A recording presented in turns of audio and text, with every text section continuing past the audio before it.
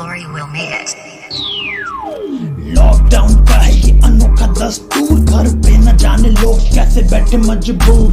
किस्मत का मारा हुआ इनका बुरा हाल, मानो देश की तरक्की में हो आया भूचाल। खाने को राशन नहीं, सोने को मकान है, आंखों में आंसू और मन में थकान है। टूट गई है रूह और टूट गई जान, पर फिर भी दिलों में इनके जीने का अरमान है। बच्चों का भूखा पेट खाने को है मांगता, इनकी गरीबी बेबसी को सब है जानता। रब ने बनाया हम सबको इंसान, यहाँ फिर भी यहाँ ना हम में कोई समानता।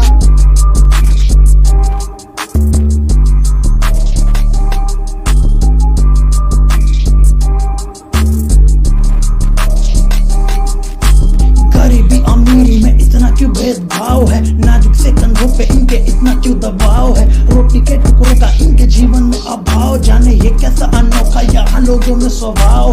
धीमी धीमी सबको की भांति जिंदगी का चलना, गरीबी लाचारी में अग्नि के माफिक जलना। याद है आता मुझको उस वक्त की सच्चाई, जब पैसे न मिलने पे कैसे हाथ इनका मलना। कोई नहीं देता है सहारा इस जमाने में, उम्र बीत जाती इनकी तो पैसे कमाने में। पैसों का है खेल यहाँ, पैसों से है वास्ता, बेबस लाचारों की ये एक छोटी सी दास्तां।